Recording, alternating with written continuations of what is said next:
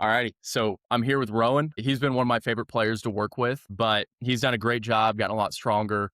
He's been able to make some really big jumps with his game and then also committed to a school that he was really hoping to go to. So I'm just going to talk about what was helpful for him and like what would help other guys in a similar situation. But I won't steal your thunder or anything, Rowan. Like, go ahead and introduce yourself.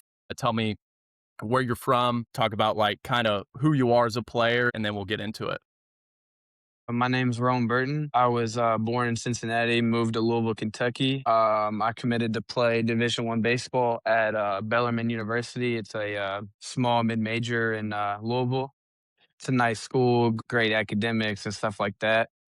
Yeah, great, man. So I know the story of like how you ended up committing to Bellarmine was pretty interesting. So Yeah. kind of talk about that. Like I know All you went to right. their Yeah. camp in the fall. Like Yeah. like give me the So rundown on like what happened at that camp. so I went to their camp and it was mid basketball season. So I was kind of a little rusty on infield movements and stuff like that. Didn't probably perform my best, but it wasn't a terrible camp, and I didn't really get any love there, and so I kind of just moved on. And then later in my high school baseball season, my coach was like, "Hey, we have on-field BP today before our game. I'm gonna have the Bellarmine coaches come out." And I remember talking to my dad. I was like, "Dad, the coaches are coming out from Bellarmine," and he was like, "Well, they didn't care about you before, so you got nothing to lose. So just go out there and see what you can do." I ended up I hit a home run off the scoreboard and on-field BP and stuff, and I caught their eye then. And then we get in the game, and we happen to be seeing a 90-mile-an-hour arm in my first AB. I smoked a line drive up the middle and just had a good game, fielded a ball in the sixth hole, got to show off my arm a little bit. And then as soon as the game ended, I got a text from them that they wanted to get me on a visit. We went down to our spring break trip. I came back, and then, yeah, I went on the visit. They showed me around. It was a great experience. And then I think I took a couple days and realized that it was a really good offer, really good academic school, and I took the offer. Yeah, yeah, that's awesome. So going back to the camp, like did they give you any kind of a rundown like after the So, camp, like what they yeah. saw in you or things So to they told improve? me they told me that I was lacking, like, power, and I was lacking, like, a little bit of pop, right? Like, I didn't hit bad, I was a line drive guy, that's always what I've been. And so they told me that I was lacking power and strength and stuff like that. So then when they came and watched me for on-field BP, I was hitting like 3, 4 home runs. Like, I remember my coach told me that the recruiting guy went up to him and asked who the shortstop was. I was like, "Yeah, it's kinda crazy. I was at the camp just a couple months ago," but Yeah, literally just saw you, you know? Yeah, absolutely. So what changed between okay, we like you as a player, yeah. good swing, whatever, but don't really have the pop that we're looking for to that spring season whenever they came out to watch you in BP? Like, what changed between then and then, whenever they came back to watch you? Well, I hadn't really been on, like, a serious program for like, I had always lifted. Like, lifting is always I've been lifting since I was in 8th grade, like, and I was always doing sport movement lifts, like explosive stuff, but like never really was on a serious program. And I always struggled with like not necessarily the pushing myself part, but like the getting to another level with the weight. So like really pushing yourself to get stronger. Like I was always doing weight I was comfortable with and like didn't fail a lot, right? And so when I got on your program is when I really started I started failing and going up in weight and stuff. And I think that played a big part because I ended up hitting some home runs in the summer as well. And I never hit a high school home run before then. So you build up your strength, build up your explosiveness over the off season and everything, and then going into it. Was there like a moment where maybe you were taking BP or like you were taking your swings on a regular basis where you're like, oh my gosh, like I have more juice than I did before? Or Yeah, was it more of a so gradual thing or what did that feel like? no, so there was one night me and my dad went to the field and I'd been doing a lot more core stuff too. Like you had put in like those cable rotations and stuff, and I was hitting them. Like I wasn't even really trying to like hit home runs, and they were leaving, and I was like, this feels different. And then like ever since on from there, it just I made like VP sessions now. I hit quite a few home runs without even like while focusing on just nice easy swings. What did BP sessions look like for you like that fall before, that summer before? Did a lot of balls to the warning track, a lot of balls that, like, I wondered when are those ever gonna leave, like, 'cause, I mean, I was still somewhat young. I mean, the before that, I was a sophomore, so my junior year is when I really started hitting the ball far, but I just wondered when are these balls gonna leave, stuff like that, so I'd always told myself I'm just a line drive hitter, right? But I was just lacking a little bit of pop. Yeah, definitely. What would you say to those people who are like, just keep doing your thing, like improving your swing, you'll grow into your power eventually, Yeah, versus the approach of, hey, I'm going to go get that power. yeah. There is something I can do about it. What would you say Yeah, about that? for sure. I think you definitely will grow into some power, right? As you get older and stronger, you'll gain more power naturally, but you're not gonna yeah, it's not gonna make a difference unless you get in the weight room and actually get after it, because that can only natural pop can only take you so far, and not everybody is blessed with natural pop. That's just how it is. Like, I feel like I had to work for everything, all my strength that I have, like, yeah, I mean, you just have to be in the gym to get strength, and that's where your power comes from. Yeah, absolutely. I was kind of the same way, like in high school, like, I'd hit 400, I'd swing it well. And I'm Yeah, like, okay, like, I'm going to grow into my pop eventually. I get to my junior college and everybody has crazy juice. I yeah, have none. And I was like, I waited around for it. Like at this point, I got to figure something out? So, dude, I think going and getting it is 100% the best approach. It's like learning yeah, any for skill. sure. Am I going to learn how to read naturally or do I Yeah, need to go put the work in to actually learn these things? You know what I mean? So, 100%. no, I think that's a good point, definitely. So, whenever Bellarmine came to see you and then you get on their campus, what did that feel like? Because in the fall, they're like, hey, you're not really where we want you to be, versus like, they're Yeah, like, hey, come to our school. yeah. Hey, we're going to throw an offer at you. Talk about that a little bit. I'm gonna be honest, the recruitment process had been really stressful for me. Like, I hated going to camps. I hated doing all these showcases and stuff, like, because I was never the type of player that I was. Like, I was always an in-game guy, which is how I got my offer was in-game, but I just it was fine. It was so relieving when I got, to be able to go on their campus, and they had seen me play in a game versus play at their camp where I was just probably blended in with other guys, right? I didn't do anything special, just an average, what they thought was a good baseball player, but, nothing to make an offer right then and there. And it was a good day there. They took me through, like, everything, like the school part of it and then other stuff, and we met up with them, and I just the way they talked, I mean, I'm still their only middle infielder that they recruited in the 26th class.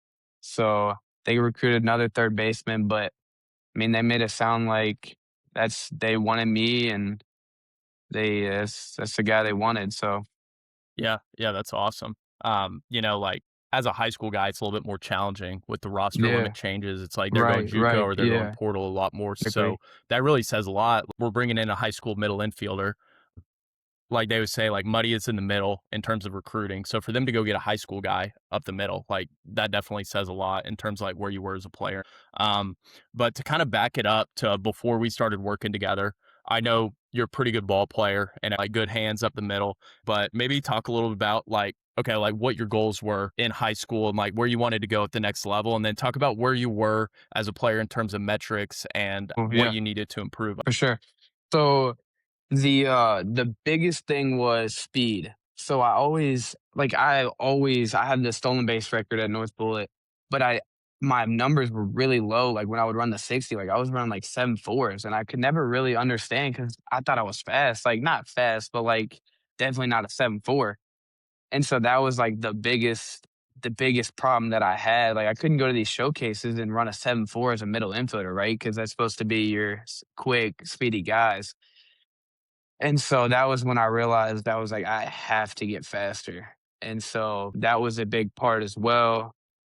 I mean, that was honestly like, because yeah, I had good hands up the middle, but the speed thing was the biggest part that had to get done. Like, I tried different trainers and met with a football guy in Louisville that helped me out a lot, but still weren't seeing my numbers go down a lot. And so that was the biggest part as a young like as a freshman that I knew I had to get faster. Yeah, absolutely. Like that speed is so important, especially up the Yeah. middle. And then like, do you remember around where your power numbers were in terms of like just strictly exit velocity?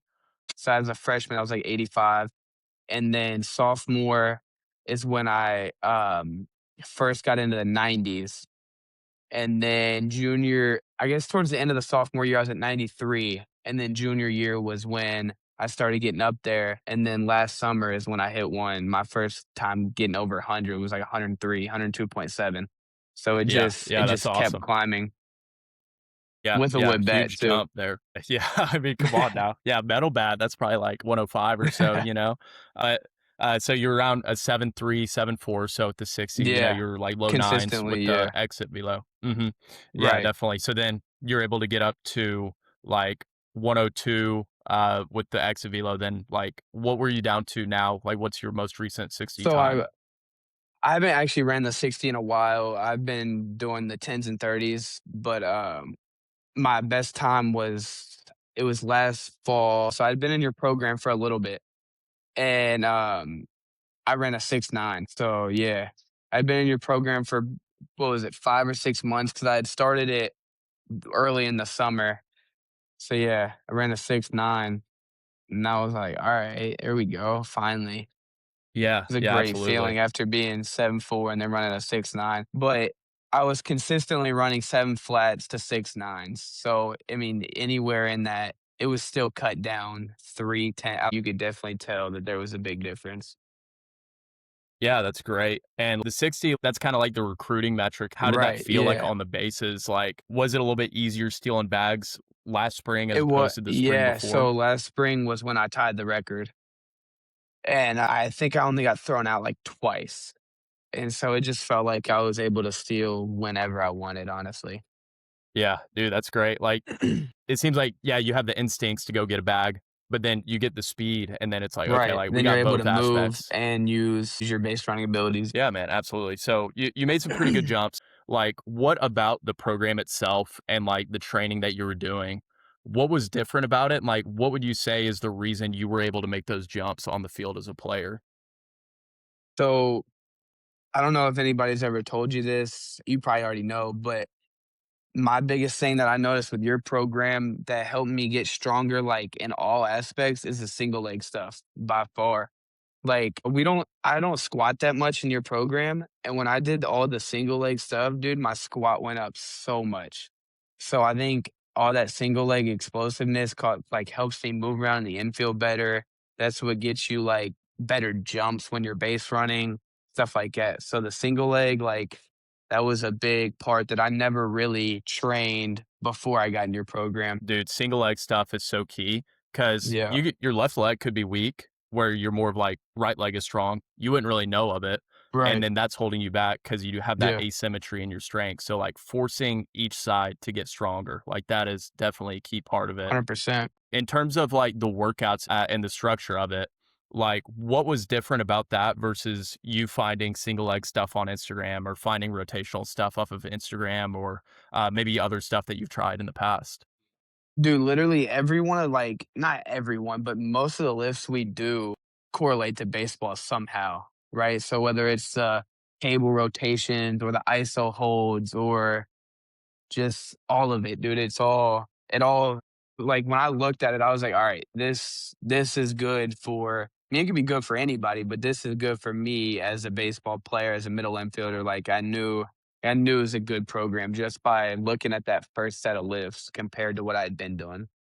Yeah, absolutely, man. Like the principle is called said principle, specific adaptations of imposed demands. And basically what that means is what we're doing in the gym exactly what we need on the field? Like Yeah, do the demands on the field represent like the adaptations we're chasing in the weight room? So that exact same thing, you know, like we got to be strong on the field in these certain positions, single leg, rotationally. Let's get really strong in the weight room with those yeah. things, you know. So that's definitely a really key part of it. You know, you've obviously done really well. You're a particular type of person to achieve results like this. Like, who would you say this type of program is for, and like working with somebody kind of similar to what I do, like who is that best suited for in terms of like other players, would you say? I think it good for anybody. Like it doesn't matter who you are, it's good for you. But I think it's specifically people who like people like me who are lacking, people who feel like they weren't showcase players, right? They feel like they have low numbers. Like this can help you. Like it helped me. Like it works. Like I don't know. Like it's just players who maybe are undersized a little bit, or maybe yeah, I don't know, just people who are gamers on the field, but, like, lack tools at showcases and stuff, because at the end of the day, that's how you get recruited, whether it sucks or not. You have to have good numbers to get recruited. Yeah, So I just absolutely. think people who are lacking the main tools, this can help. Yeah, definitely. Like, there's a lot of really good high school ball players. Like, there's guys Right, who hit 400 every year. There's guys who exactly. shove, and then maybe that guy who shoves, he throws 82, or maybe that guy who's hitting 400, like he can't hit a home run on BP Right, whenever he wants to. So these coaches, they see that they're like, well, is he going to be able to hit high level pitching with that amount of right, bat speed? Can you get high level hitters out with your 82 painted? right, Probably not, so like those tools are exactly. really important. And Yeah. like, why do you feel like there isn't much of a focus with high school guys like actually chasing those tools? Like, what do you think about their mindset leads them to like not focus Um on that so much? I think maybe they look at it as, why would that matter because I perform on the field, right? But at the end of the day, it does matter, because who cares if, like, the colleges don't care if you can go 3 for 3 with 3 bloop singles, right? They'd rather see you line out than just hit weak ground balls to the hole and stuff like that. Like, the numbers the numbers matter. So that's what I think. Yeah, definitely. Like there's a difference between like hitting high school level pitching, like just Right, getting the hits, helping your team win, that's great. But right, being able to drive the baseball and like exactly. being able to have the bat speed to hit anybody that comes up there, like for example, whenever that guy came in, he was throwing like 92 or whatever, whenever Bellerman was there watching you. Yeah, Gotta have bat speed to play well against that. So like that's definitely really key. Obviously, you tried a lot of different other training, like, you tried some in-person stuff, you were trying yeah, speed sessions and everything, and then we ended up doing remote training. So, a lot of people are a little bit hesitant about the remote training aspect with good reason, like, "Oh, what are we gonna yeah, do, Zoom for workouts?" sure. Like, Yeah. but what do you feel like was beneficial about it, and what would you say to that person who's like, "I'm just gonna find somebody local and go get my work in there," in terms of, like, the results that may happen in the future for them? I think with the thing about having a remote trainer, if you don't have a good work ethic, it won't work for you, because you don't, like, you have to wanna go do it, because you can't make me do it. You don't know when if I'm actually lifting or what I'm doing, if the numbers are real, right? It has to be, it's a work ethic thing. So, maybe for a player who lacks that, maybe they do need an in-person trainer, and maybe that's what's best for them. But I think with the remote, I think if you're somebody who likes to get after it, then you don't need an in person, because you post all the videos on there that you need to see. Everything that you need to know is on your program and stuff. So it's nice. It's a good program, dude. Appreciate that, definitely. Like, with your schedule, did you find that a little bit easier rather than driving Right, somewhere, right, like right, exactly. So, especially during basketball season, dude, I'll do back-to-back lifts, or I'll go a couple of days without lifting. It's just nice to be able to and do them at whatever time. So sometimes late at night, sometimes before school. Just you can do it at any time, but it only works if you're willing to actually get after it. yeah, and at the end of the day, like, if you don't have that work ethic and say you have that big goal, like, you wanna go D1, for example, dude, there's less people that go D1 in baseball percentage-wise out of high school players than people who apply to Harvard and get in. Harvard's acceptance rate is 3.6% or something. People who go D1 in baseball is, like, 2.4%, so like that work ethic, like if you don't have it, like you got to go find a way to make it happen, if you're Yeah. actually serious about your goals and everything. So like I definitely commend you on that. Like it's great that you have that like natural work ethic and that is a reason for your success 100%. Sometimes people will be on the fence, like, is this something I should do? Should I even invest in myself whenever it comes to training? Like, what would you say to that guy who, hey, he's a good ball player, but maybe he doesn't have the 60 or the power that Yeah. he needs, or maybe he's a good pitcher, he can go get guys out, but then he just doesn't have the velo. Like, if he's on the edge of wanting to do something like this, like, what would you tell that guy?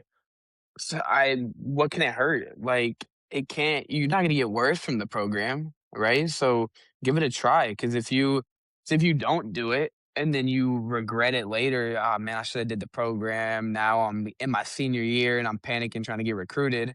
When really a year ago you could have been in the program and you could have seen if it worked. Because I mean, I'll be honest, I don't see how it wouldn't. Like I even whether it's you're not gonna maybe you don't go from 80 to 90, maybe you go to 85. Like it's gonna help you in some way, some form.